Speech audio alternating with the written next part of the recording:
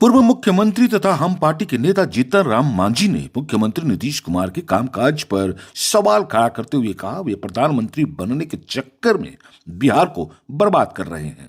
राज्य सरकार हर मोर्चे पर विफल है तथा इनका कोई भी कामकाज ठीक नहीं है। बुधवार को शेखपुरा में एक निजी कार्यक्रम में शामिल होने आए जीतन राम मांझी ने अतिथि गृह में पत्रकारों से बातचीत किया। क्या कहा उन्होंने, आप भी सुन लीजिए।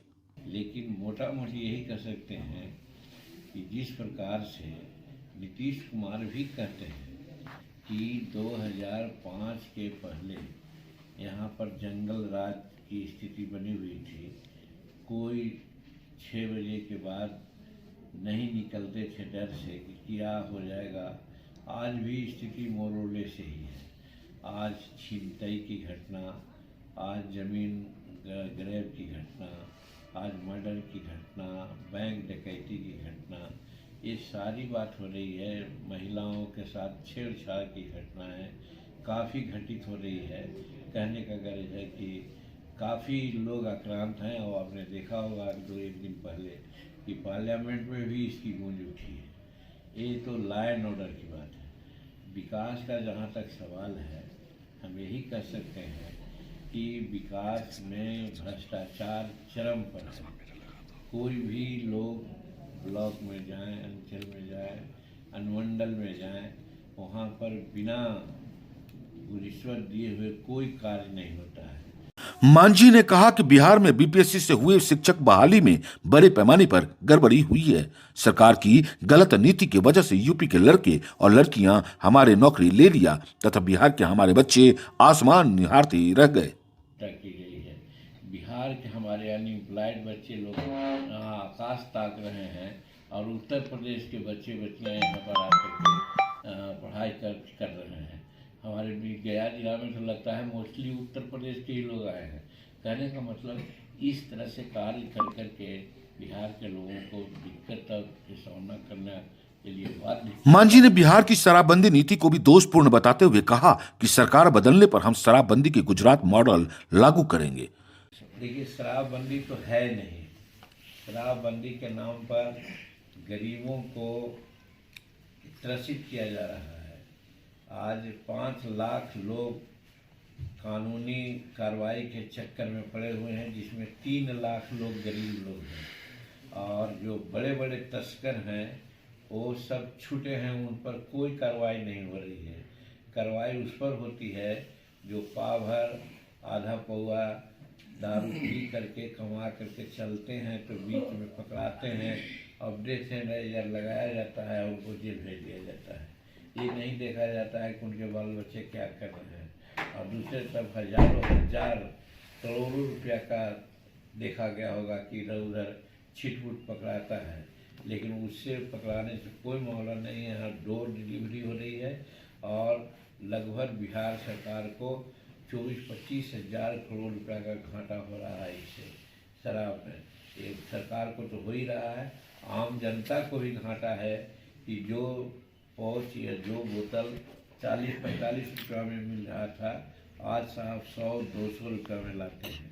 और दूसरी बात, शराब बनाने की जो प्रक्रिया है उसको ऐसा ही लोग सिंपल कर दिए हैं जिसमें फास्फोरस, यूरिया और गाय को दूध देने वाली गाय को पहनाने के लिए जो दवा देते हैं वो उसको देकर के 2 घंटा में लोग शराब बना लेते हैं, जो विषैली शराब है।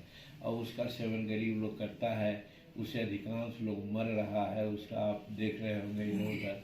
और दूसरी ओर जो बड़े बड़े लोग हैं, चाहे ठेकेदार हों, चाहे पदाधिकारी हों, चाहे एमएलए हों, चाहे मंत्री हों, चाहे जज हों, कलेक्टर हों, सब लोग रात में 10 बजे के बाद दारू पीते हैं, लाखों लाख रुपए के दारू पीते हैं, मौत मरद दोनों पीते हैं। उनको बड़े सैनिटाइजर लगा करके उनको जेल भेजने की सरकार कार्रवाई नहीं कर रही है। तो ये दोरगना नीति, दोगली नीति करा करके हमारे गरीब लोगों को त्रस्त कर रही है, तो गरीब लोगों को संकट में डाल रही है।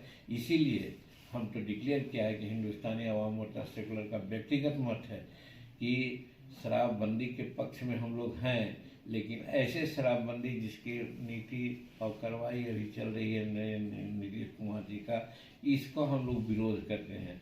और इसी के स्वरूप हम लोग कहेंगे कि ऐसे नीति नहीं चलाएंगे, ऐसे नीति के बदले में शराब नीति जो है उसको हम लोग रद्द कर देंगे और गुजरात मॉडल का शराब नीति हम लोग लागू करेंगे, जिसमें सब लोगों को सुविधा के अनुसार, कोटा के अनुसार लोगों को शराब मिल जाएगी। भी भूमि सुधार कानून की वकालत करते हुए कहा, गरीब भूमिहीनों को जो भूमि मिली थी उस पर बड़े लोगों का कब्जा है।